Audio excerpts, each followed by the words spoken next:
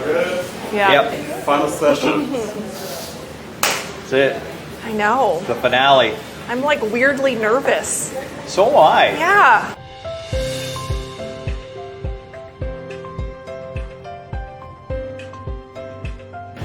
How are you feeling right now? It's a mixture of excitement, but there's sadness in there too. It's hard, but I knew it would be. Why do you think now's the time? I think there are just some signals. A year ago, there were buyouts at KSAT, and I was offered one, but we were doing things like Know My Neighborhood. We were doing things. I had a Vietnam special I wanted to finish. There was an election coming up for a new mayor. I wanted to hit 30 years.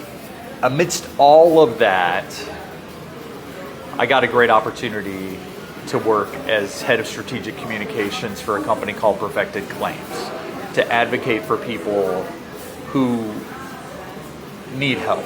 And advocating is a huge part of what you've done just through journalism for 30 years. One of the reasons I wanted to do this interview at Tacos El Rey is because this is where we did our first ever Know My Neighborhood. Yeah. And I still believe passionately, and I'm proud of everything we did with Know My Neighborhood. We have made a difference in these neighborhoods that we've profiled. Just this one. I mean, you can look right out the window and there's a stoplight that wasn't there. The HEB is getting remodeled up the street. The ramps that used to go to nowhere that were right out the door aren't there anymore. And remember, we were standing here-ish for the very first Know My Neighborhood. Yeah. And there was a crowd of people watching Yeah. as we're doing it live. And we heard people cheering and saying, oh yeah, that's right. This is something that's going on in my neighborhood. And I feel like that was sort of our first indication of, okay, we've got something here. This is something special. This was a place where I think you and I discovered the fact that, okay, what we're doing is important. Yeah. And what we're doing is resonating. And that was your idea. That whole thing was your idea. A big question we get all the time in this business is, what's your favorite story or your most memorable? What's on that list for you? I think the homeless special that I did, more than 15 years ago, probably closer to 20 years ago,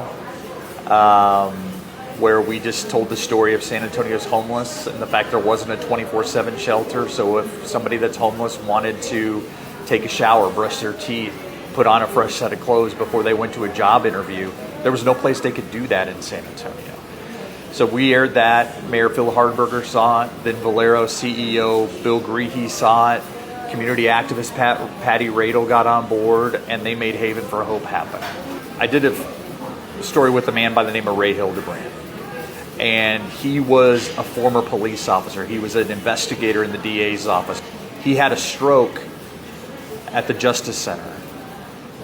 Just a few blocks away is Downtown Baptist. He was taken there. But the city had no stroke centers. So it took hours before he was airlifted to Austin to get the proper stroke care that he needed. And Ray and Suzanne sat down with me and told their story. He was a strong man. And for him to allow me to show him at his weakest, I think he realized something had to change. So we aired that. Suzanne became very involved in trying to get stroke centers, and now there are stroke centers all over town. And just all the people that trust you with their stories is humbling. They trust us to tell their stories, and that is never lost on me. This is not a question, but an observation. Yeah. You've been the top guy, the face of KSAT for years, for decades. But when you come to a place like Tacos El Rey, or when we're out somewhere doing a live show, people come up and they're excited to meet you. You shake their hand and you say, "Hi, I'm Steve." Like they don't already know who you are. Yeah. You're so humble, and you have carried that through my entire time at KSAT. And I'm not going to cry. Yeah. But I think that has made us such a strong team, has made KSAT such a strong team, and I think it's what's connected you to people in all parts of this city. I just don't want to assume that people know who I am. I think that's a little, It's not you. it's a little hoity-toity. I don't ever want to lose the fact that these are my neighbors. Let's talk about some of the highs, some of the celebrations. Yeah. The ways that we got to celebrate San Antonio.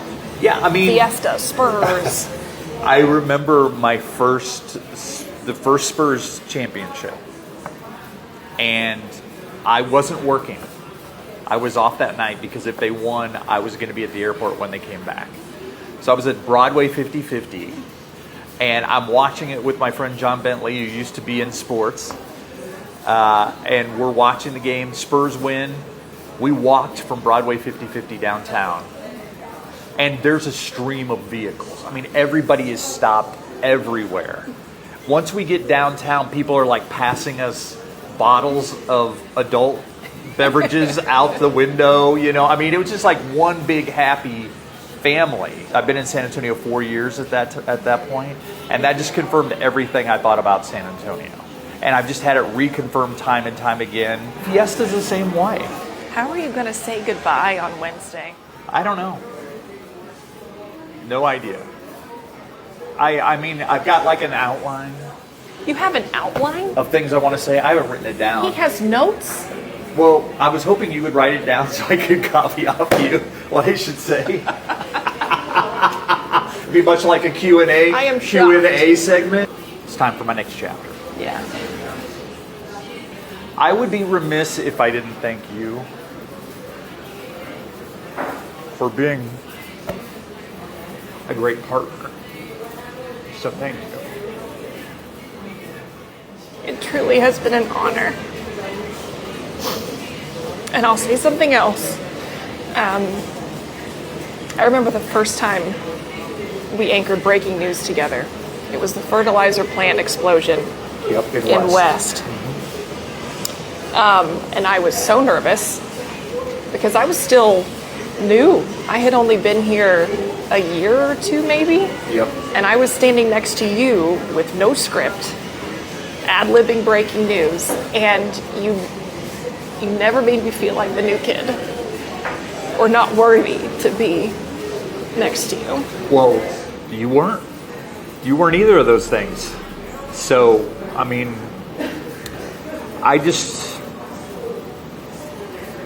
what you and I had doesn't happen often. So, I appreciate that. You know, there's just some people in your life that are pillars. You were one. Jim Boyle is one. I'd be remiss if I didn't talk about Jim. Yeah. I'd be remiss if I didn't talk about Greg Simmons and Steve Brown, who took me in as the new guy and didn't say, well, he's not Bob Salter or Jeff Brady or people who've come before me, and so there are just certain things you just pass it on. And I'm grateful to our viewers. If nothing else comes out of this, I hope they know how grateful I am. I love you. I love you too.